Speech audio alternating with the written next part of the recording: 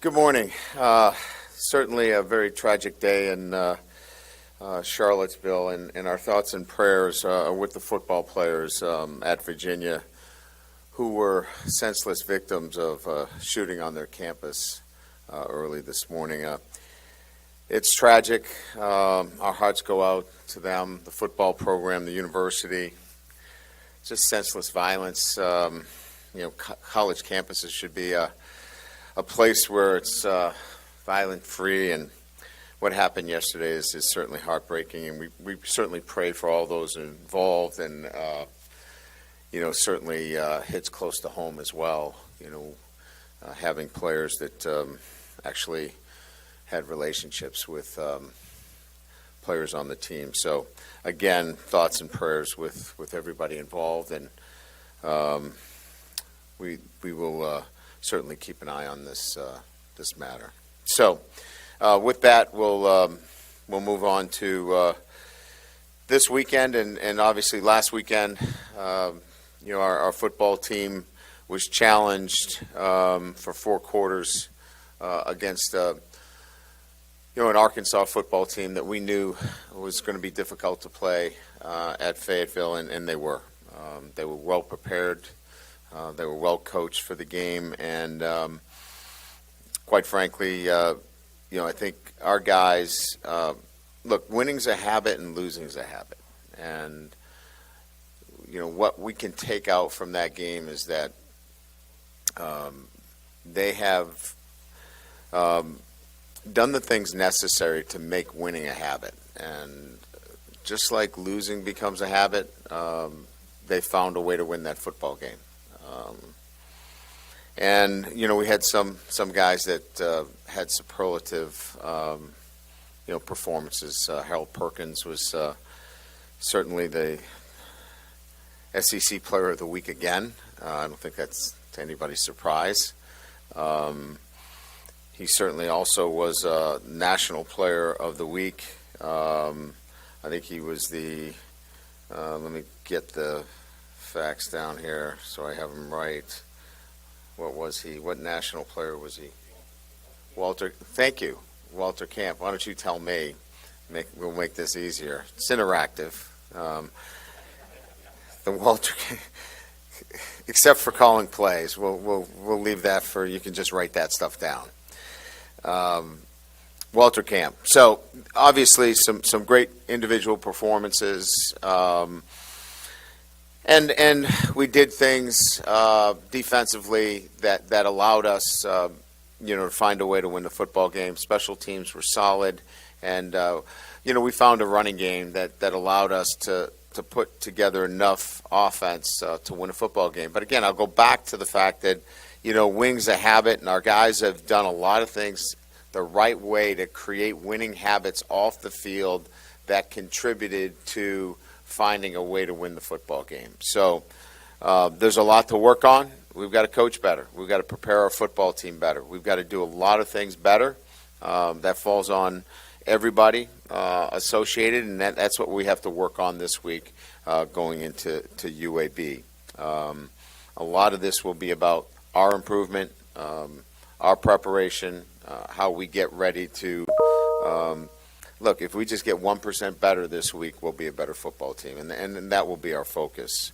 This is a really good football team that we're playing in UAB. As I segue into this weekend's game, it's Senior Day at LSU. We'll have 17 seniors that we'll be honoring. 13 of them have already earned their college degree. Obviously our mission is to graduate champions, and we'll be able to live up to that creed. So kickoff 8 o'clock, a later start for our guys, but they'll certainly go through a similar routine that we've had throughout the year. As I mentioned, last home game at Tiger Stadium, and playing a UAB team that and first-year head coach Brian Vincent, who's taken over, he had been the OC. They have one of the best running backs in the country in Dwayne McBride. He's got over 1,400 yards rushing, very accomplished on offense. I think from an overview, what I would say is a very mature team. This is made up of fifth-year seniors. There's a number of sixth-year players on this team. So this is a mature veteran football team that has a very good offensive structure. This is a team that knows what they want to do. They want to run the inside-outside zone play. They want to be play-action pass. Defensively, they're in a 3-down, 4-down structure. It's a well-coached football team. And it's a team that, quite frankly, is better than its record. They've had 3 or 4 losses that could easily be wins, and this could be one of the top teams in the non-Power 5 that would be coming into Tiger Stadium. So this is a challenge. This is a really good challenge for our football team, and we'll have to play well in Tiger Stadium against a really veteran football team. And again, led by Hopkins. Defensively, very productive linebackers in Wilder and Taylor.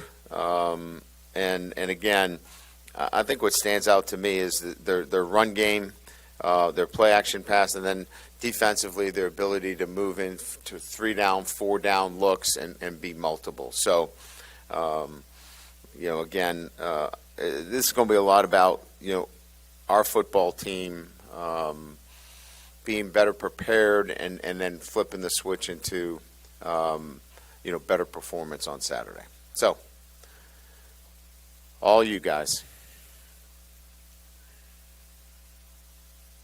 About just getting 1% better, specifically on the offensive side. After having 3 really good weeks, just kind of what do you want to address on that side of the ball after maybe not playing the way you had against Arkansas?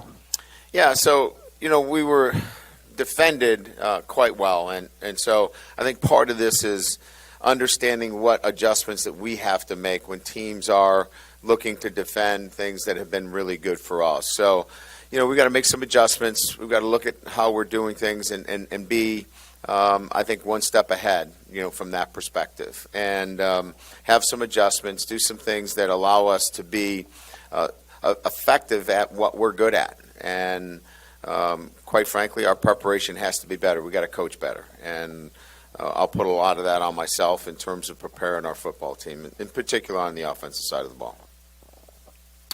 Coach, outside of Harold Perkins, how much has the flu impacted the team? Do you have some other guys that have caught it, or? Yeah, I mean, it's been fairly pervasive, throughout the program. I think we've managed it the best we can. But yeah, it's around. I don't know that it had anything to do with our performance on Saturday. We just, we're dealing with it on a day-to-day basis. First, is that why there was chicken broth on the sideline? And then I wanted to ask a football question. I prefer clam chowder, but they weren't going to go with the New England style. Obviously the salt, for hydration purposes, and then obviously hot because of the weather.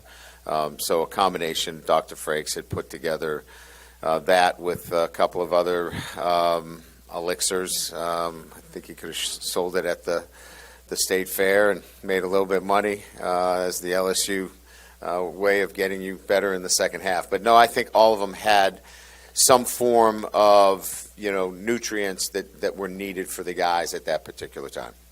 And then I wanted to ask, what makes Josh Williams such an effective runner? Well, he's, first of all, the physicality that he brings, low pads, plays low, strong, physical, and he's so strong. His lower half is so strong. He keeps his legs moving, and once you think you've got him tackled, there's 3 or 4 more yards. Runs to daylight, very effective runner in all those areas. But I think his strength is, his ability to do a little bit of everything for us. Pass protect, catch the ball out of the backfield, and be a strong inside-out runner. You may not love this with 2 games left to go, but will you or anyone on the staff begin looking at Georgia and starting any type of prep? No. I mean, I think we'll have plenty of time, to get information on Georgia. And we're pretty much aware of, Georgia and who they are and what they're about. So, our focus will be on UAB and A&M because they matter. Those games, for us, in terms of where we are, and the development of our program, these singular games are so important to us. Look, I get the SEC championship game is what it is, right? It gets you one step. But as we're climbing this ladder for us in terms of the development of our program, these games are so pivotal for us in terms of our development. It's crazy to be able to think of anything else but these individual games. Coach, a couple of things. The three-man front by Arkansas, do you expect to see that from other teams until you adjust? And two, as a program, are you ahead of schedule? You know, we've seen three down probably more than any other front. I think what was different is their edges were a little bit more aggressive, and we just simply didn't take advantage of that aggressiveness. And like I said, I think it falls on me, and we've got to prepare our team to be more aggressive to teams that want to play three down with the edges being so close. We have talented players on the perimeter, and we've got to get the ball out to them. So that's the answer to question one. Question two was, look, I didn't put any wins or losses on this team. I want to play hard. I want to be better in November. I want to teach them how to win. I think we've hit all of those markers, and that's kind of where I wanted this program to be. So I think we're at where we should be at this time. Yeah, Brian, right here. After the game, Sam Pittman talked about their whole defensive game plan was not to beat gap Sam, was just to blitz and get Daniels on the ground. That's the first time you've seen a defense basically say, we got to stop this guy first. It was an aggressive defensive game plan that, was unique in that sense, but we have to be better. We have to prepare for those kinds of situations where defenses just say, we're just going to give you everything we got, and what do we have to lose? And it falls on me and our offensive staff to prepare for those kinds of situations, and we'll be prepared, and it won't happen again. Right up the middle, Coach. Harold's obviously gathering a lot of attention, and rightfully so, but could you speak to his teammates opening him up, freeing him up, and the job that each of them maybe differently are doing to allow him to be so free? Yeah, I mean, obviously a lot of this has to do with the ability to flush him out, and that's BJ and Ali Gay, and certainly J. Roy probably had his best game of the year. I mean, there's a lot of guys that go into this, right? Mike Baskerville, I could go on and on with that front. Savion was outstanding. He played with speed and agility. That group up front, Makai Wingo, we've talked about all year, they make a lot of that happen because they flush that quarterback. And then, you got a guy like that can just chase him down. It's pretty impressive that the marriage, if you will, between the two, where you have a group that can get a quarterback outside the pocket and then go chase it down. It's kind of what I talked about from an offensive perspective. It's gotten us thinking about, do you spy Harold now? Like, do you put a spy on Harold? Because, do you have somebody from the running back position try to shadow him? And so we're preparing for all of these eventualities as we kind of move forward. Josh Williams obviously gotten a lot of claim for his pass protection. You even mentioned it. I mean, over your career, what goes into developing pass protection with the running back? Because I'm sure a lot of those guys didn't think they came here to block. Yes and no. I mean, look, I understand the question, but I think it's important that running backs clearly understand that if you want to stay on the field, right, you can't be a miss it. I'm going to miss you, right? You're going to be on the field less because you can't pass pro. But what I think makes a really good, first of all, you've got to want to do it, right? You've got to have the technique. But more importantly, it's the ability to read and recognize defenses. most backs go what we call coast to coast. They start on one side, and then if their read doesn't show, they have to go all the way across and then read the other side. And that's a lot. And so most backs have to be able to do that. And it requires a lot of film study. Coach Wilson has to spend a lot of time with those backs, and they have to watch a lot of film and pick up a lot of different blitzes. And so football intelligence is really important at that position. So in recruiting, we have to make sure that backs have that ability to do it. And Josh is one of them that has a high football IQ. Coach, when you were building this roster in the offseason, I think you said, we want guys that want to be here as a big priority to the transfer portal and all that. Obviously, they have to have talent and know how to play, but how much is team chemistry and the fact that they seem to be a real tight-knit group played in your success this year? It's huge. I mean, I don't know that I've ever had a really good football team that didn't like each other. Now, there's going to be a couple of guys here and there that, I'm sure I rub you guys the wrong way. I mean, it's like everybody's going to have a couple of guys like that, but generally speaking, they like each other. And I think it starts because everybody's held accountable to the same level. Like the best player doesn't get special treatment. Everybody gets treated the same way. And I think when you start with that premise, everybody knows that they're all pulling the same way. And gradually they start to get closer and closer as a group. And that began in January, and I think it's just kind of been able to build along the way, and they enjoy being around each other. They enjoy the road trips. They enjoy being on the plane. They enjoy being on the bus and in the hotel together, and you can sense that and you can feel it. It's a fun group to be around. Hey, Coach, was that Greg Penn's best game this year? And then how far along is the linebacker group from camp in week one? I guess specifically Baskerville and Penn and Perkins. It was easily Greg Penn's best game. Now, we challenged him. Because, as you know, Tolan's on his heels, right? He's coming on. He's making progress. He's doing some really good things. And Greg can feel that. And I love the way he responded to that challenge. He played his best game. He played with physicality. He played with great instincts. And that's what we expect out of him. I think he's got to have a great offseason, which he will in the weight room. And he's going to be a heck of a good player for us. But it's nice to have some young guys that are forcing that issue too. So, yeah, it was really good to see him play the way he did. Obviously, you inherited this senior class, but you've been with them for a year now. Could you get a little bit deeper on them and just kind of a different year with the COVID years that they've all had? Maybe they're even more mature, more older.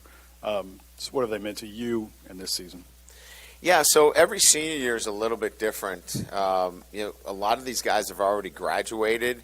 Some haven't graduated. Some may want to come back. Some don't want to, be part of the celebration because they are coming back.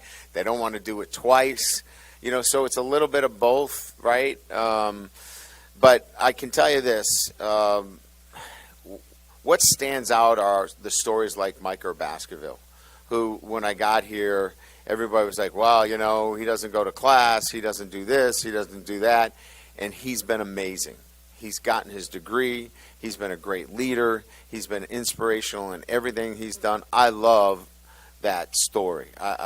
To watch him grow and do the right things in the classroom, to overcome all the things that were in his past, that to me is this senior class. And watching them, become SEC West champions is so gratifying because they made that choice. I mean, they could have been average. They could have been poor. They could have just been good. They've chosen to be champions by the way they've gone to work every day, both in the classroom and on the football field. And that, to me, is this senior day, is the choices that these guys made have been outstanding. Yeah, Brian, following up actually on Micah, was it for him the key, because he had some playing time earlier in his career, but was the key kind of doing all those things off the field in order to actually kind of flourish the way that he has this year and rise back up the depth chart? Well, I think it was the standards of the program that obviously were set, and he was going to meet and exceed the standards that were set. And then along the way, he started to feel really good about, his academics and getting his degree, and it was important to him, and knew that he could be successful both in the classroom and on the football field. So I think empowering him to believe that he could do it and be successful, and then holding him accountable accordingly. And so we gave him the belief and the trust that once he was able to get those things accomplished, he would be a center point in terms of what we did defensively. Good? Is that it? One Someone more? else have the mic. You mentioned Tolan. You only signed 15 high school guys, and I think 6 or 7 are either starting or at least playing a lot. I would have signed more if we could have. Right. How impressed have you been with that group, especially considered that you're starting them at really key positions? Yeah, that freshman class has obviously been a huge piece of this SEC West championship team, right? You've got 2 starting tackles, you've got a tight end, you've got Harold Perkins, you've got Tolan, you've got a number of guys that are playing in roles that are helping us in so many different ways, from, Dybert kicking the ball into the back of the end zone on a regular basis. You just go through the roster. That freshman class has been very impactful. Just quick personal updates. Brian Thomas, John Emery, how are they doing? Then also Garrett obviously seemed available but didn't play. What was sort of the reason behind that? Brian Thomas should be. Well, I'll know this afternoon, but he went through the next step in the concussion protocol. He was in a concussion protocol from practice. He did very well. We're hopeful that if everything goes well today, that he will be in non-contact tomorrow, and then obviously continues to move into contact on Wednesday. The next one was John Emery, fine, just a bruise. Hey, Coach. One of the sort of the unsung heroes this season has been Damian Ramos. What sort of growth have you seen from him this year? I just think consistency has been, like, when we talk about his growth, we brought him in halfway through camp, right? And so his growth has been so meteor. I mean, it's been a meteor, right? He's gone from not being here to he takes over the starting position. And then I think just consistency. And I think that kind of pretty big for a kicker, right? Just to be consistent week in and week out. I've really liked his progress. Just, every day he comes with the same kind of mindset. And he works on any of the things that, that have been an issue, right? If he misses from a particular hash, he's going over and working on that particular skill set. He's very organized, very thoughtful, very intentional in everything that he does.